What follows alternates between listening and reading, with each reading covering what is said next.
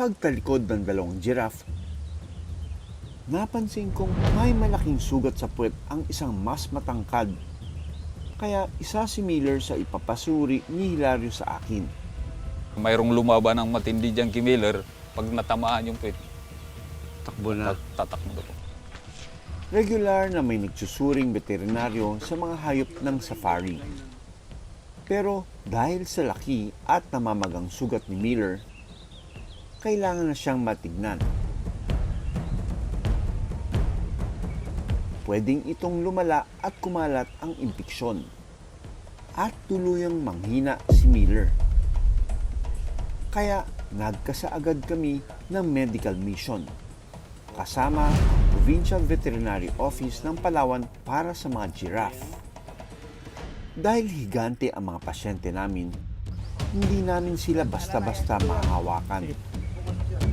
Kaya naghanda ang mga animal keeper ng chute kung saan papapasukin ang mga giraffe para maiwasang masaktan ang parehong tao at giraffe.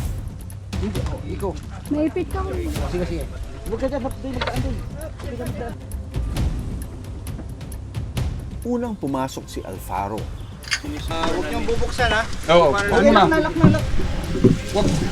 Nilagyan namin siya ng pantakip sa ulo para mabawasan ang kanyang stress, lalo na't maraming taong nakapaligid sa kanya. Binigyan ko muna siya ng pampakalma. Habang sinusuri, pinapakain ng zookeeper si Alfaro.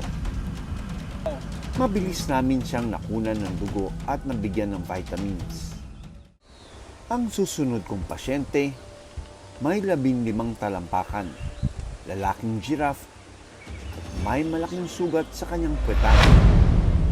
Siya si Miller. Pamilyar ang kanyang sugat. Hanggang sa pinakita ko kay Kuya Hilario ang nakuhanan naming giraffe sa komunidad. At kumpirmadong siya nga. Ang giraffe na yan po ay walang iba kundi si Miller. Si Miller. Opo, ito po. Ayun. Tama nga si Hilario, grabe.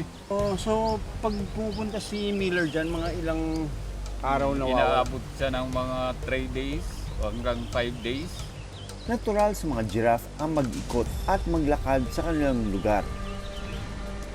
Lalo na sa mga lalaking giraffe tulad ni Miller, na kaya siya lumalayo sa grupo. Dahil posibleng iniiwasan niyang makakasagupa ang alpha giraffe na si Jim. Oras na para gamutin si Miller. So, i-dart ko lang ito para kumalma siya. And mas marami tayong gagawin dito, no? Maglilinis tayo ng sugat niya, collect blood, and give antibiotics. We're waiting for itong si Miller to calm down, ano? Kasi kita mo, konting hawak mo lang, nagwawala na. Dahil makapal ang kanyang balat, nahihirapan kaming turukan ng gamot si Miller. Gawa lang tayo ng isa pa. Hindi pumasok yung gamot. That's why we will have to repeat it again. Nang pumalma, kinunan namin siya agad ng dugo at ginamot ang malaking sugat. May magots na yung sugat niya. Grabe yung muscle nito, tsaka yung balat. Dito na tayo maglilinis. So, ang ginagawa ko talagang hinahawakan ko yung sugat niya.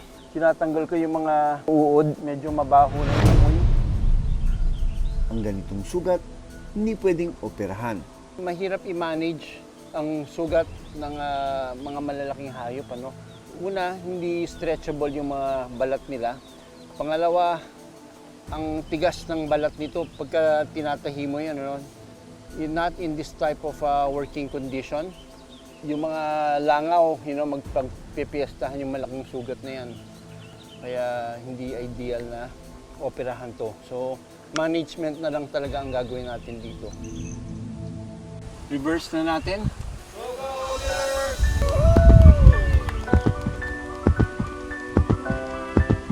Success! It went very smoothly thanks to the docs from the provincial vet. Yung mga taga-Kalawit, grabe yung tiyaga nila. Ang mga nakuhang dugo, isinalang namin sa blood machine. Ang resulta, So ito na yung kay Alfaro, still within normal range. Liver niya is normal. Kidney niya is also normal. Pero hindi pa tapos ang misyon ng aming team dito. Dahil may isang giraffe na matagal nang di nakakauwi sa safari. Si Rave. Oktubre pa noong huling nakita si Rave sa masukal na bakawan. Sinamahan ako ni Jesus, isang residente ng Kalawit. Itinuro niya sa akin kung saan niya nakita si Rave. Dok, ayun po yung giraffe.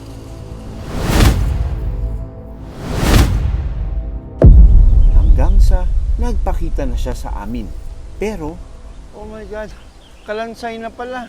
From this distance, makikita mo ang lalaki ng mga buto. Ayun oh, namumuti na yung mga buto. Wala nang laman, wala na ring amoy. 5 buwan nang patay ang giraffe. Ang ibang buto, nakalubog pa pala sa putik. So kung ganyan, dito nahulog yung katawan niya. Palagay ko dapat madala natin ito sa safari. Ayon kay Jesus, pupunta raw si Rave dito para maghanap ng makakain. Disgrasya po yan. Pumasok po pa yata yan sa ano. Malalim. Malalim po yan. Oh, wow. Tapos dito na siya nag-struggle. Dahil burak ang ilalim ng tubig, posibleng nahirapan na siyang makaalis. Posible ring natumba at tumama ang ulo sa batuhan. Pero ngayon, makakauwi na siya. Inipon namin ang lahat ng buto ni Rave. Ibabalik natin ito. Isasakay natin sa bangka. Tapos ibabalik namin. Huwag tayo mag-iiwan ng kahit anong maliit na pirasong buko.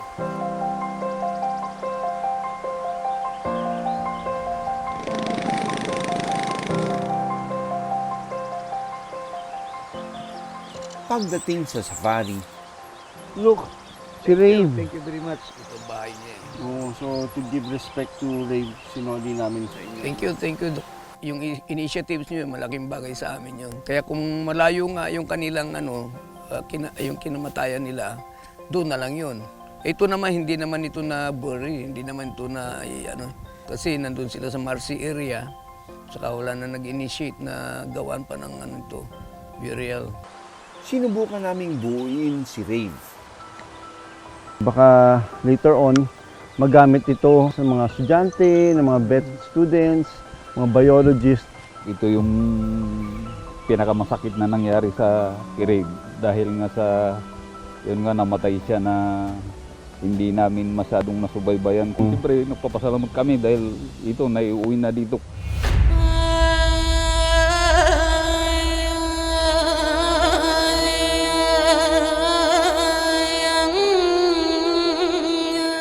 Maraming salamat sa panonood ng Born to be Wild. Para sa iba pang kwento tungkol sa ating kalikasan, mag-subscribe na sa GMA Public Affairs YouTube channel.